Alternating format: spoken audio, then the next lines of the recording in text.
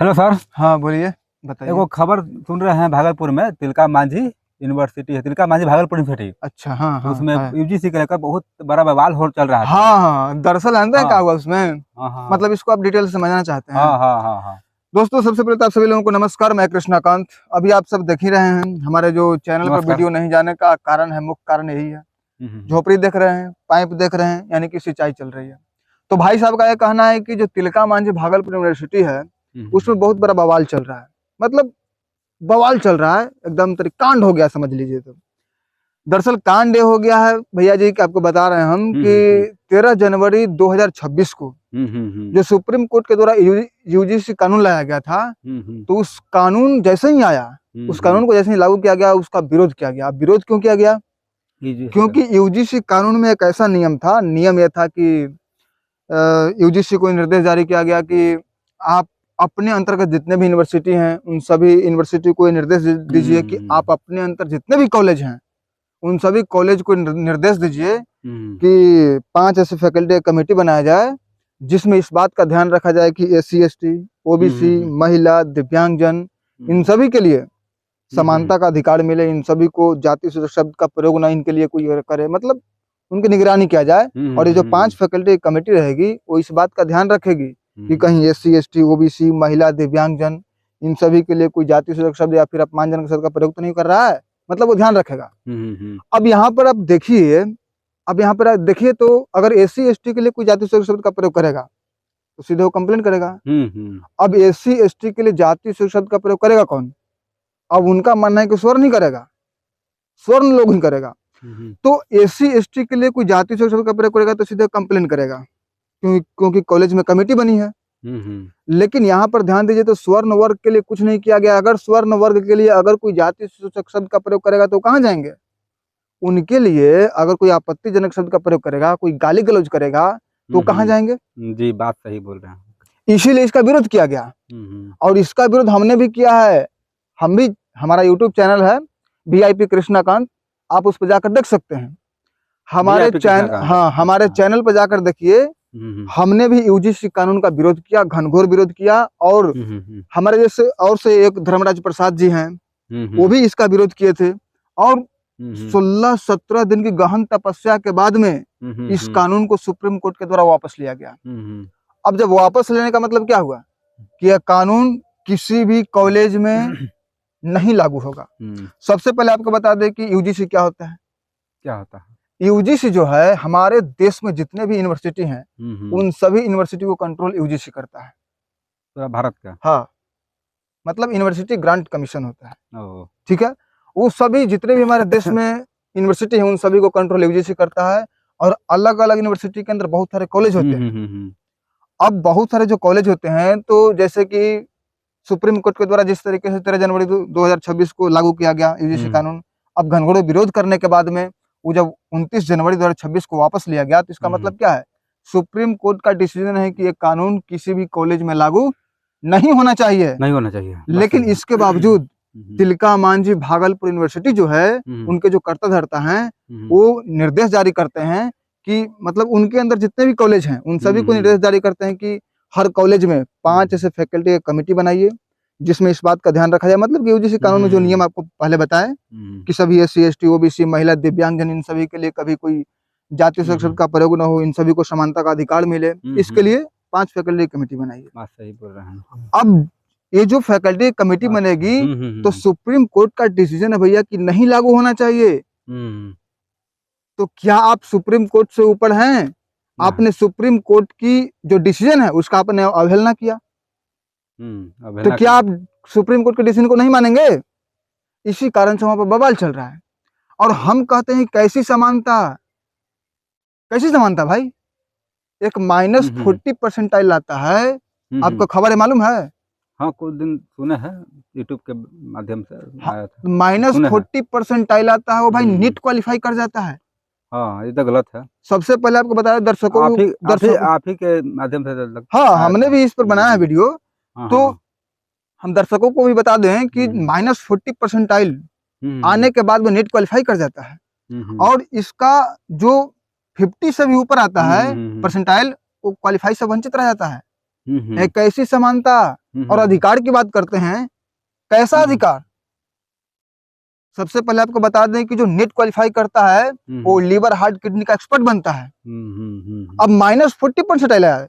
Example एकदम साफ example के तौर पर मैं आपको बता दूं कि देखिए, मेरे को मेडिकल का कोई ज्ञान नहीं है, मेडिकल का मेरे को कोई ज्ञान नहीं है, लेकिन अगर मैं भी नीट का एग्जाम में बैठूं तो जब मेरे को पता है कि नेगेटिव मारेंगे तो नंबर माइनस में जाएंगे, तो हम क्या करेंगे? सीधे अपना केवल रोल नंबर भर देंगे, पूरी पेपर में ब्लैंक छोड़ देंगे। उसके बाद में मेरा मार्क्स कितना आएगा? 0 आएगा। 0 आएगा। और अब पता नहीं दर्शक लोग जो भी चमचे लोग हैं, चमचे का मतलब आप हमारे जो दर्शक हैं वो समझ गए होंगे। अब उन दर्शकों को मैं बता देना चाहता हूँ, उन चमचों को बता देना चाहता हूँ, अब उनको पता होगा कि 0 बड़ा है कि -40 बड़ा है। उनको सबसे पहले मैं बता दूं 0 बड़ा है -40 से। अब -40 जिसका नंबर आया वो क्वालिफाई कर गया, तो मेरा नंबर आएगा 0। तो क्या मैं भी नीट क्वालिफाई कर गया? हाँ, आप भी कर गया नीट। और जो रिजर्वेशन का सपोर्ट करते, जो आरक्षण का सपोर्ट करते हैं, मैं उनसे पूछना चाहता हूँ, उनसे मैं ज्यादा नंबर लाया तो क्या हमसे वो इलाज करवाएगा? हम चीर फाड़ करेंगे? नहीं कराएगा।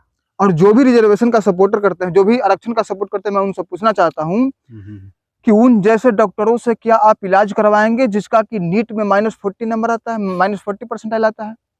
इलाज करवाएंगे? हाँ, माना कि हार्ड रहता है एग्जाम, लेकिन 50% 60% आना चाहिए नंबर ना।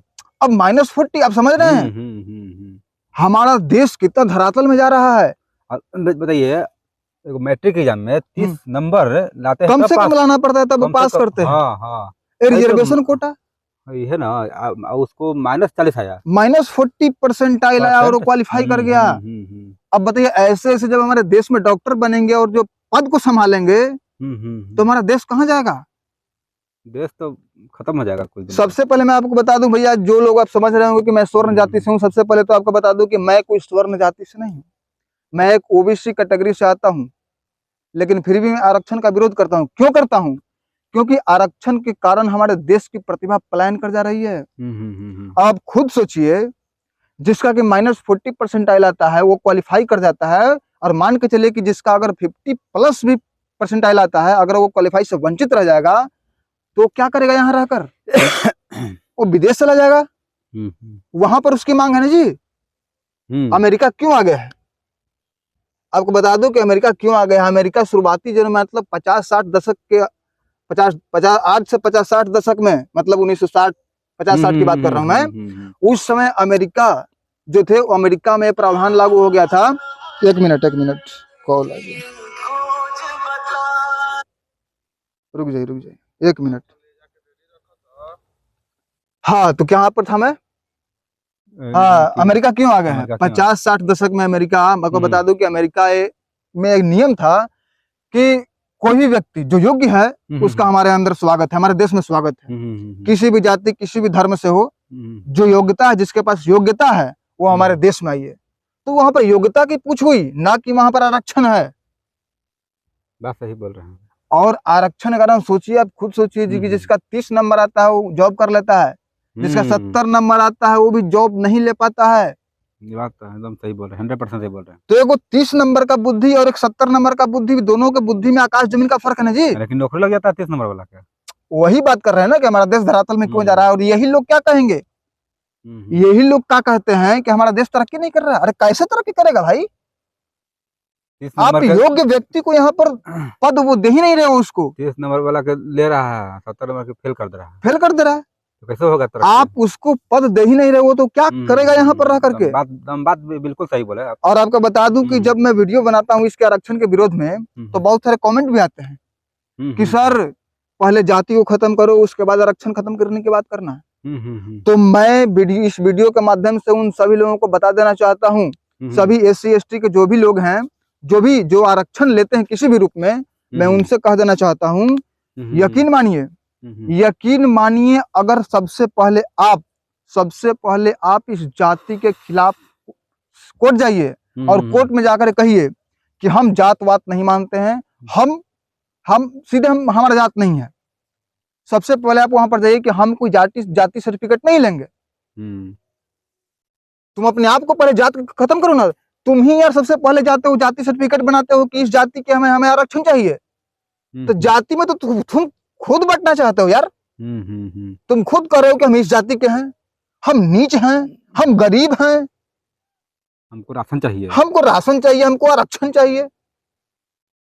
और यकीन मानो जब तुम जाति के खिलाफ सबसे पहले तुम कोर्ट जाओगे और तुम कहोगे कि हमें कोई जाति नहीं चाहिए, तो स्वर्ण वर्ग भी तुम्हारे साथ खड़ा होंगे। चैलेंज के साथ मैं कह रहा हूं। लेकिन सबसे पहले तुम जाओ तो सीधे सीधे कमेंट करते हैं, भाषणबाजी करते हैं, जाति खत्म करो। सबसे पहले तुम तो खत्म करो। सर एगो हम भी वीडियो बनाए थे इलेक्शन अच्छा पर। हाँ बताइए। तो मैंने 100-150 गया है व्यू, और उसमें कोई बोला कि पहले जाति खत्म करो। तो वही उसी के लिए तो हम बताए आपको। हाँ, पहले जाति खत्म करो। और जाति सबसे पहले तुम जाओ ना भाई कोर्ट में, तुम खुद ही ओबीसी का सर्टिफिकेट बना कर लाते हो कि देखिए हमारा ओबीसी का सर्टिफिकेट, हम नीच जाति के हैं, हमें आरक्षण चाहिए। 10-15 और गो, तुम तो खुद अपने आप को नीच कह रहे हो। 10-15 गो आया था। और तुम ब्राह्मण समाज को कहते हो कि हमें छुआछूत करते हैं, हमें नीच समझते हैं। अरे तुम खुद कह रहे हो कि हम नीच हैं। यह लेकर हम सोचे कि आपसे मिलते हैं और बात। इसीलिए देखिए मैं क्या कहा, मैंने कहा हम जातिवाद की कुछ नहीं मानते हैं। इसीलिए मैं इतना खुलेआम बोल रहा हूँ भाई, इसीलिए मैं इतना खुलेआम बोल रहा हूँ। मैं जातिवाद की कुछ नहीं मानता। वर्ण के आधार है, वर्ण है वो कर्मों के आधार पर बटा हुआ है। सिंपल सादा बात, हम बात सही है, कर्मों के आधार पर बटा हुआ है। लेकिन अब तुम खुद कह रहे हो कि पहले जाति खत्म करो। जाति तो तुम यार पहले बना करके रखे हो।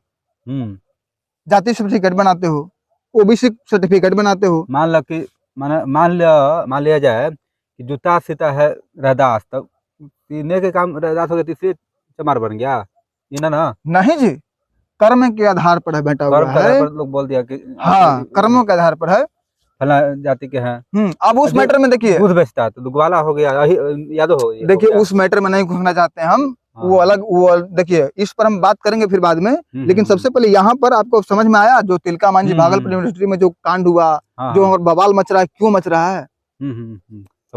समझ गए ना?